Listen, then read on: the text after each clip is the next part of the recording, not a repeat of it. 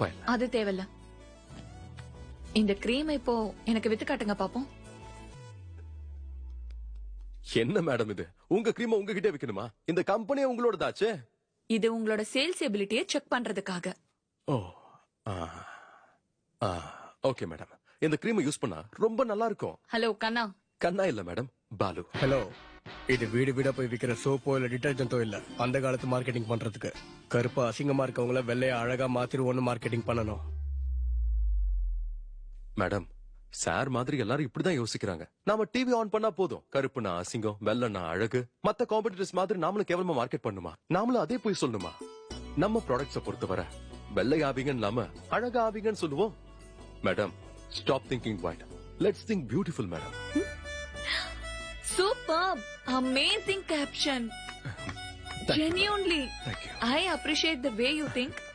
And உங்க sales டீம்ல இல்ல, சேல்ஸ் ஹெட்டா அப்பாயிண்ட் பண்றேன். Excuse me, madam. We have ISB candidate for that. உன்னோட ISB கேண்டிடேட்ஸ்ல இருந்தாங்களா இந்த கிரீமே காணாம போய்டும். ஒரு நிமிஷம் மேடம், இந்த கிரீம் உங்களுக்கு பிடிச்சிருக்குல்ல? நீங்க கேஷ் கொடுத்தா நான் பில் கொடுத்துடுறேன் மேடம்.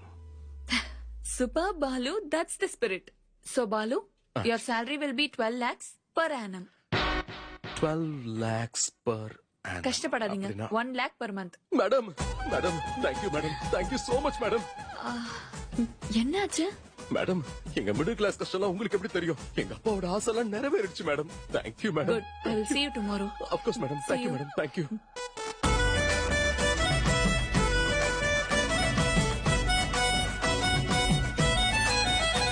வேலை கிடைச்சிருச்சா? எங்கடா? காஸ்மெட்டிக் கம்பெனில மாசத்துக்கு ₹1,00,000 சம்பளம். நாளையில இருந்து உனக்கு என்ன வேணாலும் வாங்கிக்கமா, பணத்தை நான் தரேன். பாத்தீங்களா?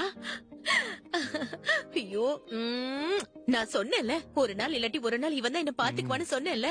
ஐயோ, ஒருத்தர் டாக்டர், இன்னொருத்தர் போலீஸ். யார் என்ன பாத்துக்கிட்டீங்க?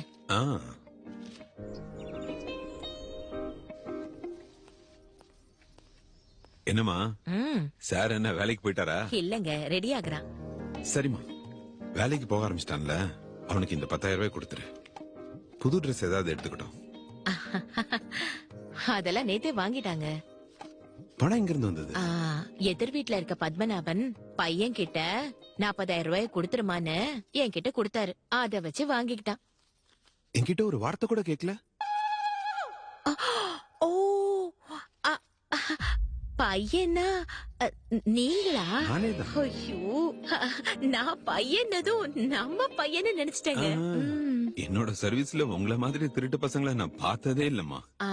ராஜா, அதோ அங்க பாருங்க, என் புள்ள புது ட்ரெஸ்ல என் புள்ள அவ்வளவு அழகா இருக்கா. Bye parents.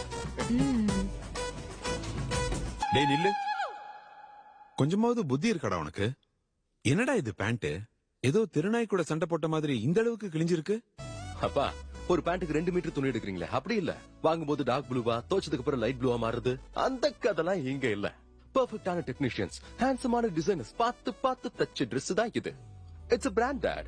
Bye mom. இவன் திருந்திட்டான்னு நீ நம்புற? நீங்க பாத்துக்கிட்டே இருங்க, அவனுக்கு கீழே 100 பேர் வேலை செய்ய போறாங்க. அதுதான் தெரியுமே. இவன் வேலை செய்ய போறது இல்ல, அவங்கதான் வேலை செய்யணும்.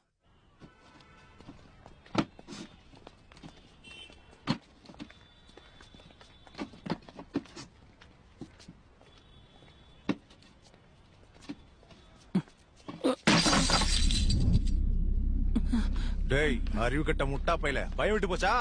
என் கை வலியா இருக்குன்னா, தூக்க முடியலண்ணா. அதான் அந்த கை நல்லா இருக்குல்ல? உண்மையாவே என்னால முடியலண்ணா. ஒரு வேலைக்கு பிரயோஜனம் இல்ல, மண்டைய உடைக்கிற பாரு. நான் விடுங்கண்ணா. விடாத, வேலை செய்யணும் எதிர்த்து பேசுறேன். யாரா நீ? பசங்களை வேலைக்கு வைக்கிறது தப்பு, இதுல கைய வாங்குற. விட்றா, கைய விட்றா. ஏய், முதல்ல சாரி கேளு. நான் யாருன்னு தெரியுமா உனக்கு? நீ எவனா இருந்தா எனக்கு என்னடா? அவங்கிட்ட சாரி கேளு. Sorry sorry sorry. அது எல்லாத்தையும் நீ எடு. நானா? அவன எடுறா. உன் பேர் என்ன? வாசுண்ணா. என் கூட வரியா? திரும்பவும் வேலைக்கானா? இல்லடா, நீ சாப்பிட்டியா இல்லையா?